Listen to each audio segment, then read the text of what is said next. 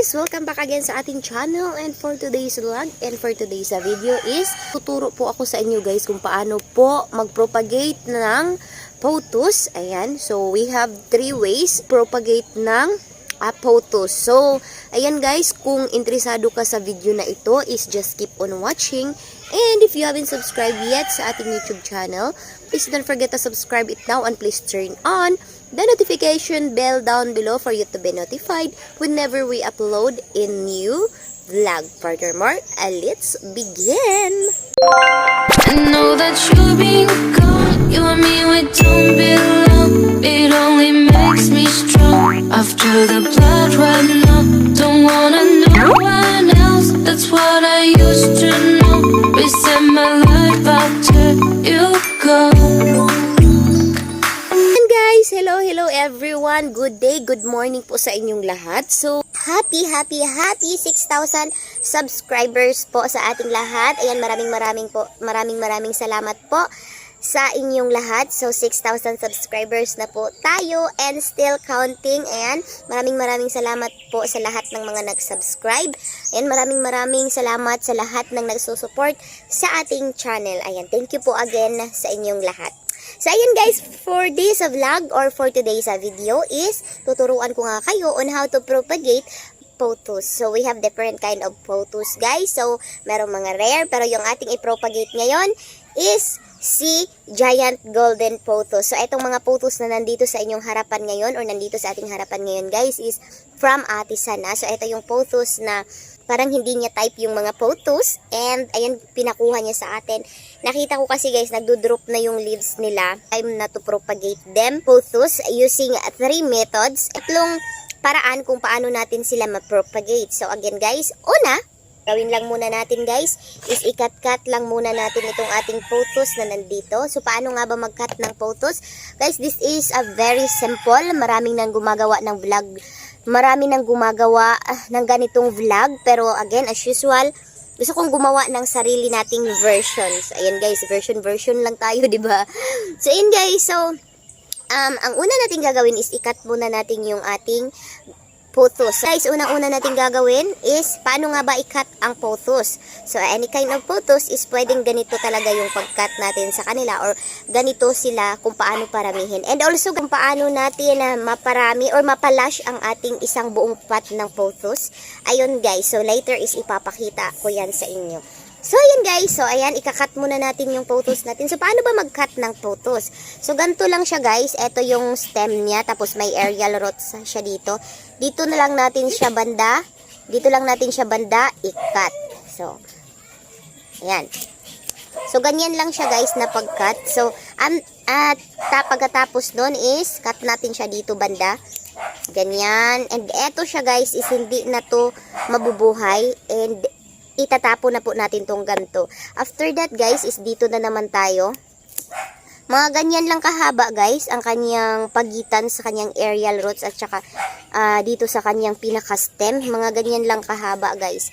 So ikakat ko muna itong aking mga photos na nandito kasi ito yung gagamitin natin sa ating propagation.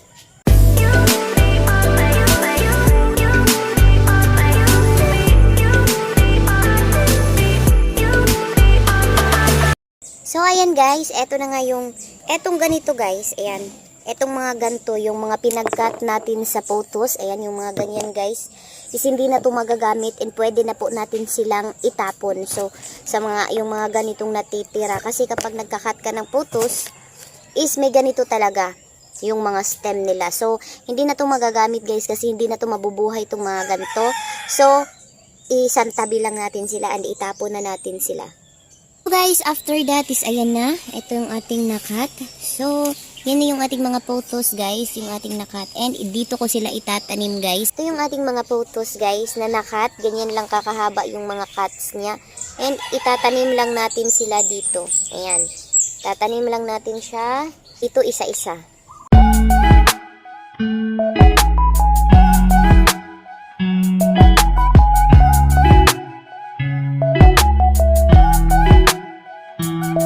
guys, natapos na natin yung isa. So, ganyan yung kalabasan niya. And after this, guys, is didiligan natin siya. So, ayan siya, guys. Para na din siyang maganda siya pang centerpiece, guys, sa mga table. So, ganitong klaseng pag-propagate. Ayan. So, madali naman to siya tumubo, guys. So, eto siya ngayon. So, muna siya dito. So, after this, is ilalagay natin siya sa pinaka malilim na lugar. Kasi bagong propagate to siya, guys. Kaya, kailangan natin ilagay sa lilim na lugar. So, tapos ko nang nadiligan. And, the next one, guys, yan, lagay muna natin siya dito. Ang susunod na paraan kung paano mag-propagate ng pothos is using water. So, meron ako ditong tubig. And, itong medyo malalaki na ito is, ito yung ilalagay natin dito sa tubig. So, gusto kong, ano to guys, 2 nodes or 2 leaves in 1 cut. So, ganyan yung ginawa natin sa mga cuttings na ito, guys. Kasi, nakikita nyo naman, parang nalalanta na talaga yung ating mga pothos na pinopagate. Parang kulang na talaga sila kasi guys, nakastack sila. Kaya, ayun, sobrang kawawa na sila. So, itong siguro mga dahon na nagyayelo na talaga is ikakat na lang natin. Ayan, ikakat na lang natin yung mga dahon na nagyayelo kasi I think hindi na naman niya siya, makakaagaw pa yan ng nutrients. So, ito siya guys, is ikakat na lang natin yung mga nagyayelo na leaves. Ito pa. Ayan. So, as in, sunog na sunog tong mga pothos na ito guys, doon kinaatisan na. So, sobrang nasusunog na tong mga gantong mga pothos doon kasi ang pothos talaga is hindi talaga pwede. Ayan, ang pothos talaga is hindi talaga pwede na direct into sun. Nasusunog talaga siya. So, ang ginawa doon ni Ate Sana is naka-direct sun siya. So, kaya nagkaganito yung pothos niya. So, nasasayangan din ako guys sa pothos. Yeah. Ayun, so binigay niya sa atin. And dito naman tayo, pwede natin siyang alagaan. So, ayan, dito na yung ating water propagation guys ng pothos. So, eto, next propagation na ipapasilip ko sa inyo is etong ayan, kung naalala nyo guys, sinabi ko na etong pothos na ito is kay Ate Ching. Ayan siya. So, ganyan kalaki yung alagayan niya. So, itong pothos na ito guys is kay Ate Ching. And kung naalala nyo, sinabi ko na gusto ko siyang i-propagate. So, I think today is the day na akin siyang i-propagate kasi isali na lang natin to guys. Kasi pothos din na, or pothos na din naman yung ating content kaya isasali na lang natin siya. So, ayun guys, kinuha ko na yung kanyang stick and ayun siya guys, sobrang haba na nito. Isa sa mga paraan ng pag-propagate ng pothos. Wait lang guys, tatanggalin ko lang tong nag-ano niya. Parang ayun, wait. Yan. So, tanggal na siya. Ayan na siya guys. Sobrang haba. So, isa sa mga paraan sa pag-propagate ng pothos, kung ayaw mo na yung pothos mo na pinopagate is hindi malalanta. Ayan. So, ito yung isang paraan guys. Ito yung tinatawag na propagating using pin. Ayan. Hairpin guys. So, ito yung tinatawag na mga propagating by using hairpin. But before that guys, is kung gusto mong maging lush yung iyong pothos, ayan, ipapakita ko muna sa inyo guys kung paano siya magiging lush. Kasi nangihinayang akong kasi sobrang taas niya guys. So ayan, kung paano magiging lush yung ating pothos is eto na din yung gagamitin natin.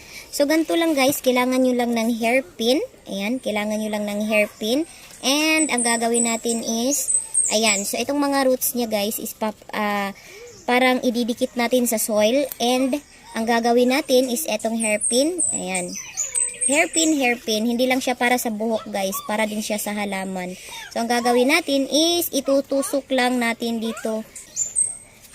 Itutusok lang natin dito siya banda sa may ganyan. So ayan guys, itutusok lang muna natin siya dito sa lupa. Ayan, yung hindi na nakakagalaw yung lupa. Pero I think very very light yung lupa natin kaya medyo. So ayan guys, so parang nakatali na siya dyan.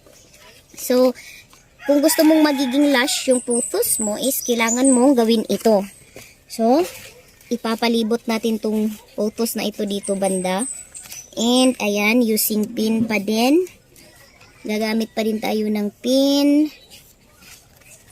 Ayan. So, itong mga roots guys, itong mga aerial roots na ito, is yan na yung parang kakapit dyan sa may lupa. Papunta na yan doon sa ilalim. And possible na magbibigay din siya ng mga bagong babies this area.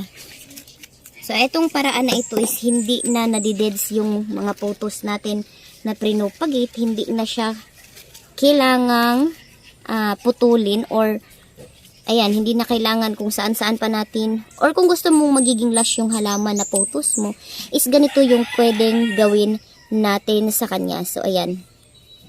Anyway guys, kahit nakaganyan yung roots niya is pupunta pa din yan sa ilalim, maghahanap pa din yan ng lupa.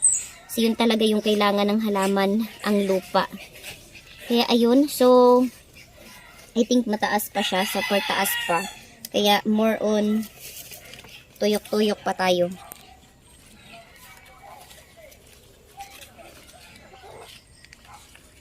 Dito sa may gitna guys is walang laman. Kaya, ay gaganito na lang natin siya. Ayan. So, possible na etong mga ginawa natin is magkakaroon siya ng baby dito sa may aerial roots. Parang magkakaroon siya dyan ng bagong tubo, pa ganyan. So, ayan na siya guys. Ayun. So, ayusin lang natin yung kanyang dahon.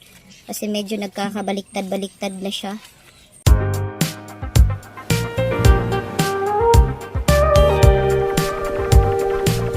So, ayan guys, ganyan yung mangyayari sa kanya guys. So, nating magiging lush yung ating photos. So, ganyan yung mangyayari sa kanya guys. Parang sabog-sabog siya. Pero, after ilang mga days niyan guys, is babalik yan sa yung mga dahon niya ng ganyan. And kapag may ganito kasi guys, na yung pin niya is umaangat talaga. Yan, umaangat yung mga pin niya kasi medyo hindi kumakapit sa soil. Lalong-lalo na kapag ang ginagamit mo is light lang na mga soil. Push the pin lang guys para magiging makapit siya doon sa may bandang ilalim. So, ganyan yung mangyayari sa kanya guys. Ganyan yung kanyang magiging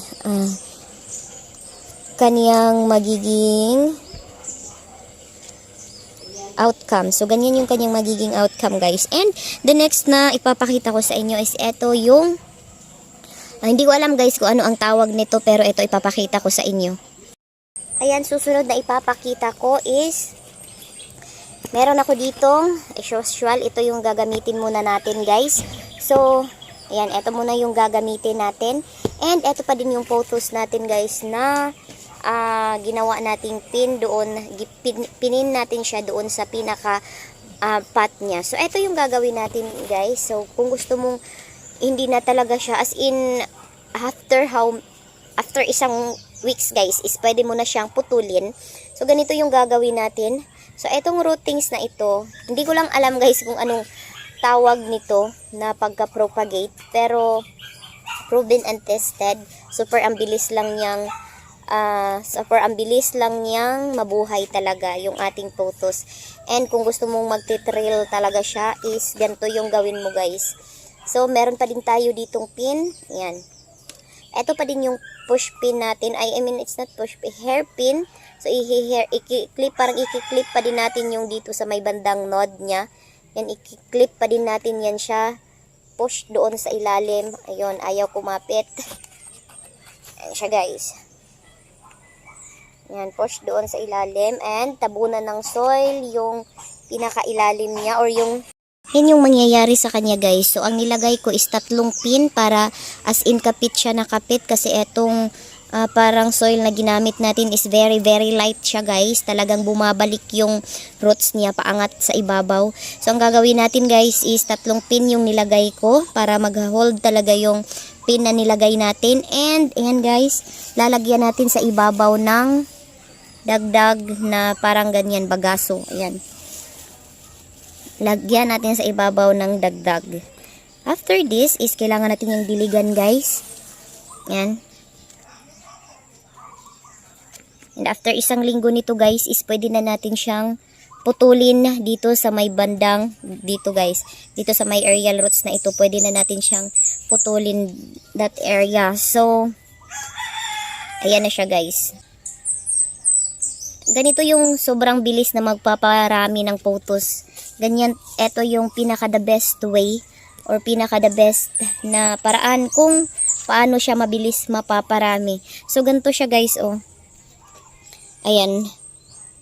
So ayan, naka-trill na siya. Kung gusto mong instant trilling na propagation, is ganyan lang yung gawin natin guys. So hindi na siya malalanta kasi hindi naman natin siya pinutol dito. And after 1 week guys, after 1 week nito sa pag-propagate, is ikakat natin siya dito. And wag po natin siyang ihiwalay guys dito sa kanyang pinaka-mother.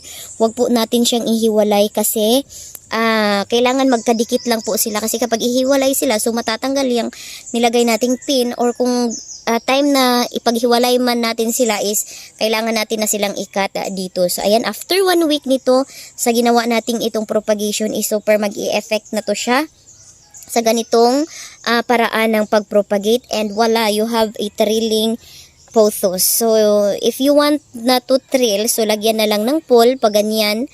Ayan, so kung hindi mo gustong mag-trilling siya, so lagyan na lang ng pole. Pero etong photos na ito is gusto kong mag-trill to siya guys. And ayan, yung ibang mga cuttings, ito guys is may natitira pa akong mga cuttings. Ito siya is itutusok ko na lang dito banda para mafo-full natin yung kanyang pots. And guys, balikan ko kayo later. And ayan guys, ito na yung result ng ating pothos propagation. So any kind of pothos guys is pwede natin tong gawin na propagation na ito. Ito yung isang way kung na how to blush yung pothos natin nang hindi siya kinakat-kat ng isa-isa. So ganyan lang siya guys. So etong propagation na ito guys, or ito guys na pagpaparami or pagpapalash ng pothos is yung mga aerial roots niya is dyan na lang tutubo yung mga bagong sanga niya or bagong sibol niya. Dyan na lang na area siya tutubo. And eto yung, walang alam guys kung ano tawag sa gantong propagation. Kasi parang etong stem niya is pinin lang natin guys dito. Again, using hairpin. Ayan. So, pinin lang natin yung kanyang stem dyan, and eto pa din yung kanyang trilling. So gusto ko kasi guys ng trilling na giant golden pothos kasi wala ako nun. Wala pa ako, meron na naman ako guys, pero ganito lang siya guys, oh. Ganito pa siya. So hindi pa siya masyadong ganun ka trilling. So gusto ko yung agad-agad is meron na tayong trilling na pothos. So eto yung isa na ginawa nating propagation na pwede din siyang gawing pang centerpiece, table centerpiece na pag-propagate. So ganyan kasi siya guys. Ang ganda niya tignan kapag nakaganyan siya, oh. Tapos nasa table siya, lalong-lalo na kapag yung mga dahon niya is na siya guys, nakaangat na siya. Pero eto siya is bagong cuttings ko nga siya, kaya nalalanta yung leaves niya. And also matagal na to, I think 3 days na to nakastack tong pothos na to.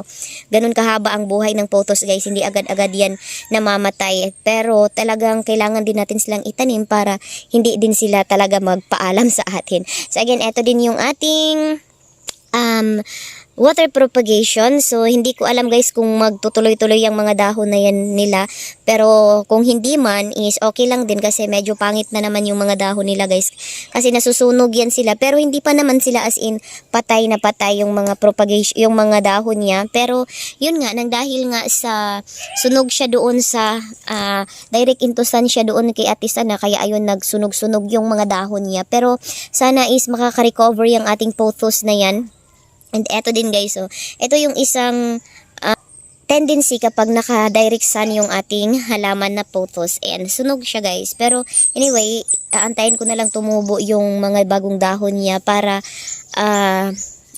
yung mga bagong sibol niya para magkakaroon na siya ng bagong stem. So anyway guys, I think lahat naman ng aking propagation ng pothos is so far is nagsa-success naman sila, and I'm so happy guys na nag-success sila. Again, eto siya guys is gusto ko siyang mag-trail pababa, etong pothos na ito. So after yung mga ilang isang weeks, after 1 week is ikakat ko to siya dito banda para eto na talaga yung kaniyang bahay. So hindi na kailangan na nandito pa siya. So by this week guys is kailangan mo na siyang nakaganyan, and after ilang weeks guys is dito etong photos na ito guys is magkakaroon yan ng sanga dito, bagong sibol dito na area, and yun na naman yung magtuloy-tuloy. So for now is ganyan muna natin sila. And eto guys is kailangan kong dagdagan ng lupa kasi medyo kulang yung lupa niya. So kailangan ko siyang dagdagan ng lupa. Anyway, kapag nagaganito siya guys, parang nagwawala yung mga dahon niya. Okay lang yan siya guys. So after ilang days niyan is parang babalik yan sa kanilang kung saan nila hiyang na area or saan sila hiyang na kanilang postura. Kung baga kung ano talaga yung kanilang dapat, kung dito man yung araw is gaganyan na siya guys. So again, hindi po natin siya ilalagay sa direct into sun kasi sure po ako na masusunog po ang ating mga halaman na photos. Ito guys is super healthy kasi hindi to siya naka-direct into sun. Very shaded area yung nilagyan ko dito. So ito nga yung mga propagation natin is kaya sila ganito parang lanta kasi naka-direct into sun. So, ayun na nga guys, yun yung ating mga propagation, yung ating mga propa, ayan sila. So, dito ko natatapusin ang vlog na ito. So, again, maraming salamat po sa inyong panunood. And it's me again, Mutya Baliling, ang plantita from Davao City. And if you haven't subscribed yet to my YouTube channel, please don't forget to subscribe it now and please turn on the notification bell down below for you to be notified whenever we upload a new vlogs. Ayun guys, good morning everyone, keep safe. Ingat po kayong lahat. See you again sa ating next vlog. Babush and paalam! Bye!